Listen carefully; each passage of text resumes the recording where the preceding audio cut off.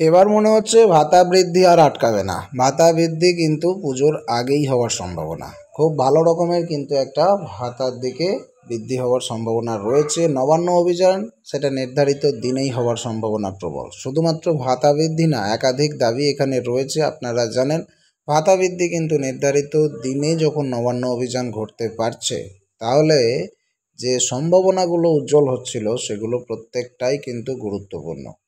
আশা করা যায় নির্ধারিত দিনে নির্ধারিত সময়ে সমস্ত সমস্যা মিটবে এবং ডিএর ব্যাপারটাও কিন্তু রাজ্য সরকারি কর্মীরা যেটার জন্য আশা করে রেখেছেন, ডিএর ব্যাপারটাও কিন্তু একটা ভালো সমাধান আগস্ট মাসের 4 তারিখে পাওয়া যাবে বলে কিন্তু প্রত্যেকে আশাবাদী। দেখুন, আমরা একটা প্রতিবেদন খুলেছি আপনাদের সামনে, যেটা পশ্চিমবঙ্গের সবথেকে বিশ্বস্ত পত্রিকা আনন্দবাজার পত্রিকা। যদি আপনি পেপার কিনে থাকেন এই খবর পেয়ে যাবেন, যদি না কিনে থাকেন আমরা আনন্দবাজার.com-এর অনলাইন পত্রিকা খুলেছি, অনস্ক্রিনে আপনাদেরকে দেখাচ্ছি। নবান্ন অভিযান নির্ধারিত দিনেই হবে, হুঁশিয়ারি সংগ্রামী যৌথ মঞ্চের। এই মর্মে যে প্রতিবেদনটি প্রকাশিত হয়েছে সেখান থেকে আমরা যে তথ্য পাচ্ছি তাতে পরিষ্কার বোঝা যাচ্ছে যে ভাস্করের অভিযোগ, নবান্ন অভিযানের রুটম্যাপ নিয়ে রাজ্য সরকার এবং পুলিশ যৌথভাবে হাইকোর্টকে বিভ্রান্ত করেছে। তিনি বলেন যে আন্দোলনের যে রুট ম্যাপ আমরা জমা দিয়েছিলাম তা নিয়ে সচেতনভাবে বিভ্রান্তিমূলক তথ্য পরিবেশন করা হয়েছে আদালতে। তার সঙ্গে সঙ্গে দেখুন, সংগ্রামী যৌথ মঞ্চ আগামী 28 জুলাই অর্থাৎ সোমবার, আজকের কথা বলা হয়েছে। নবান্ন অভিযানের ডাক যেটা ছিল, আজকে নবান্ন অভিযান ঘটেছে কিনা সেটার আপডেট আমি আপনাদেরকে কালকে দেব, কিন্তু এটা হচ্ছে কবেকার খবর আপনারা দেখুন।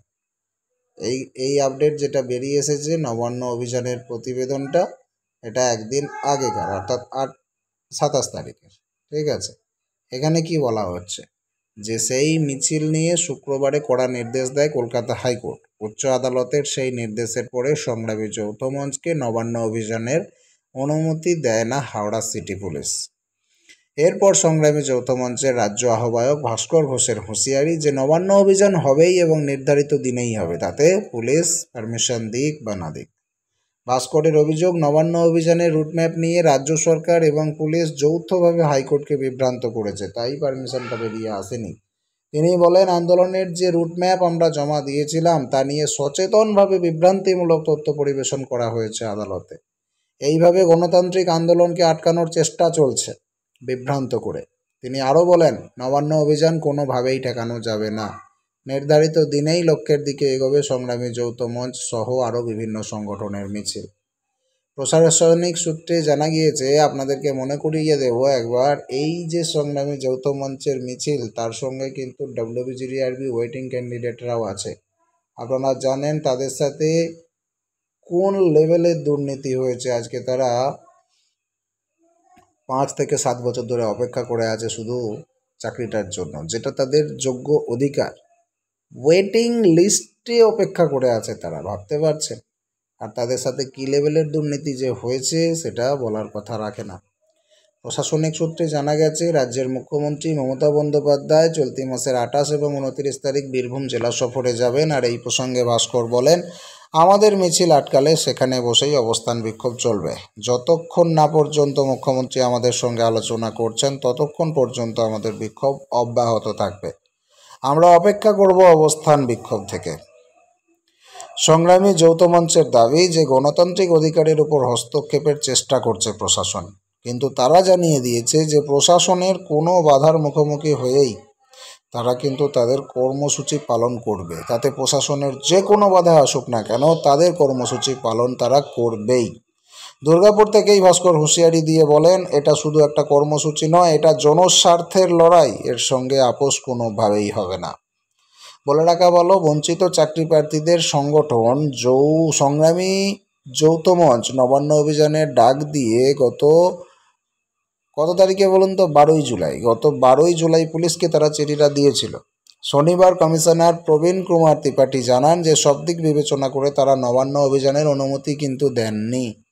পাশাপাশি সংগ্রামী যৌথ মঞ্চ নবান্ন অভিযানের ডাক দেওয়ার পরেই হাইকোর্টের দ্বারস্থ হয়েছিলেন মঙ্গলাহাটের ব্যবসায়ীরা।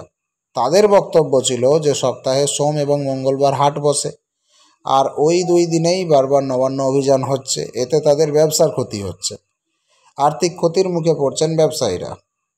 তাহলে এখানে বাধা কতগুলো দেখুন, পুলিশের বাধা, আবার ব্যবসায়ীদের বাধা।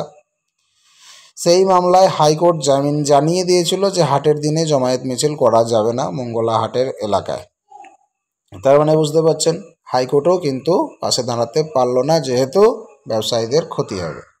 নির্দেশের অন্যথা হলে পুলিশকেও কড়া পদক্ষেপ কিন্তু করতে বলেছেন বিচারপতি। আর তারপরেই পুলিশ জানিয়ে দেয় 28 জুলাই নবান্ন অভিযান তারা করতে দেবে না।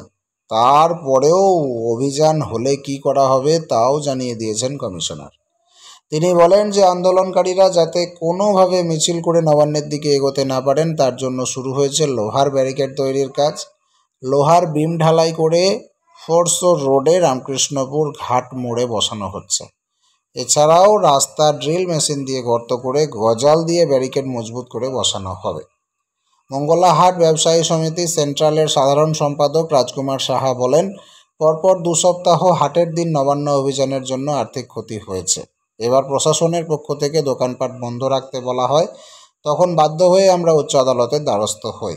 বিচারপতি নির্দেশ দেন হাট চত্বরে কোনো জমায়েত করা যাবে না, সেক্ষেত্রে পুলিশ আইন অনুযায়ী ব্যবস্থা নেবে। এই রায়ে কিন্তু হাটের যে সম্পাদক, সাধারণ সম্পাদক বা হাট কর্তৃপক্ষ বা ব্যবসা সমিতির সম্পাদক তারা কিন্তু খুশি হয়েছেন।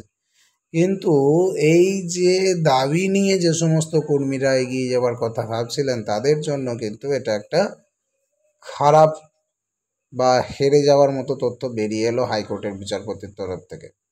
আজকেই কিন্তু সোমবার, আজকেই 28 জুলাই। আজকে কি ঘটেছে, আদালতের নির্দেশ উপেক্ষা করে কি নবান্ন অভিযান হয়েছে নাকি অন্য কিছু, সে সমস্ত আপডেট কিন্তু আজকে দেব না। সে সমস্ত আপডেট আপনাদেরকে কালকে দেব, তার জন্য চ্যানেলটিকে সাবস্ক্রাইব করে রাখুন।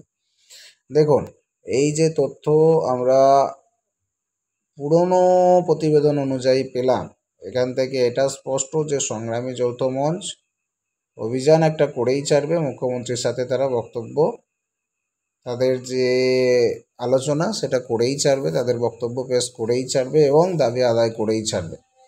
তারা পিছপা হবার নয়, সেটা আজ হোক বা কাল। সেই তথ্য অনুযায়ী তাদের যে বেতন কাঠামো বা তাদের যে দাবিগুলো রয়েছে, প্রত্যেকটা দাবি কিন্তু সম্পূর্ণরূপে পূরণ না হলেও কিছুটা তো পূরণ হবে আশা করাই যায়। এ ব্যাপারে আপনার বক্তব্য কি? অবশ্যই কমেন্ট করুন। পরের আপডেট পেতে চোখ রাখুন স্মার্ট দুনিয়ায়।